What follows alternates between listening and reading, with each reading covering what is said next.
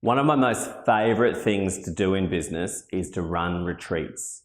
Retreats, whether they be for the whole business or just the leadership and management team, can be a real catalyst for change within your business. So I thought I'd share with you today a bit of a general framework I like to use for a fairly standard 2-day retreat.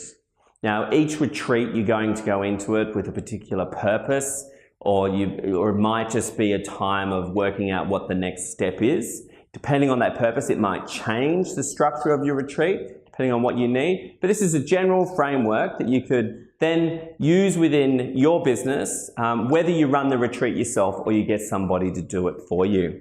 Now, first and foremost, it's absolutely critical that you start by making sure the objectives are really clear and you set the rules of engagement throughout the retreat. Now, the objectives need to not only be set by the leader or the facilitator, it's actually critical that everybody gets an opportunity to say what they would like to get out of the, in this case, 2-day retreat. I then like to get straight into the now. We need to start to get into the heads of the individuals within the business and understand where they are at now, both from an individual perspective and also from an overall sort of business perspective. An example of a great way to do that is using a tool that I've borrowed off Dom Price of Atlassian called the 4 Ls. And the 4 Ls are: what have you loved, what have you loathed, what have you longed for, and what have you learned? And you could ask that question at an individual level on the last quarter or the last year. But it's a great way to gauge where the room is at and what's going on in their head. You can also apply that for a particular division or a particular part of the business. Once we've got a feel for where the now is, we need to then get into, well, where are we going? And not always will you want to open up the whole where are we going, because it's not something that you typically will change, every 12 months at a retreat. But what you do need to do is you need to reconfirm that that is where we're going. You need to reconfirm why we're going there, what the vision is, the values and that type of thing. A neat little way to do that is I like to have pre-prepared big pieces of butcher's paper with the different key components of the business written on them.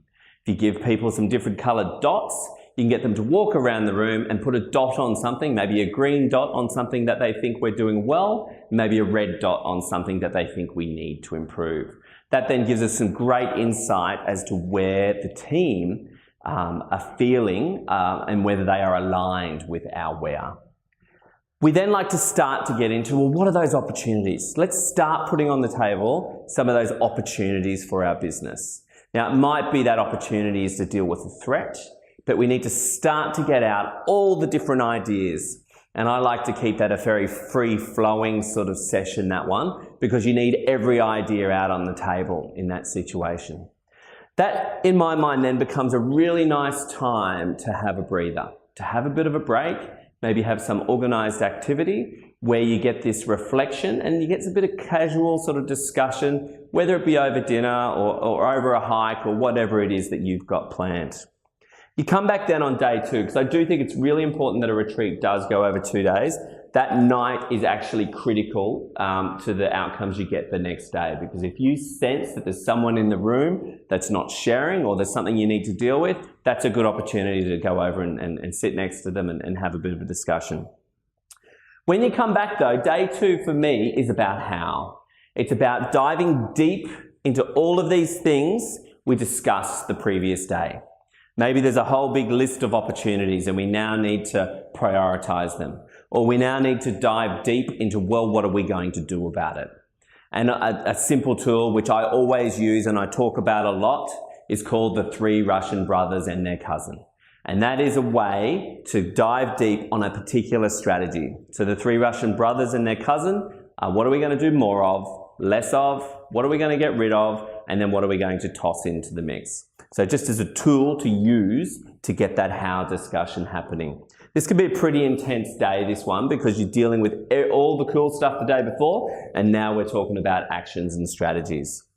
I always like to conclude a retreat with a discussion around change readiness. And because change readiness can bring up some of those discussions around, well, what are going to be the roadblocks that are going to stop us implementing these things that we've identified we need to do? Having an open discussion around, well, this is going to require change. Are we ready for that change? What are the roadblocks that are going to stop us is really, really important. And then last but not least, you have to end your retreat with a summary. Summarize, assign responsibilities and due dates for the different tasks. But of course, none of this counts if you get back to the office and you do nothing. So make sure you've got a structured follow-up plan to make sure someone's got the responsibility to check in with the individuals involved that have been assigned tasks to make sure we follow up on all of this discussion and put some actions in place. Hopefully that gives you some idea of the framework I like to use for a 2-day retreat. But if ever you need some help with a retreat, we love helping people out because it's a time that you can get some real traction and some real change for you and your business.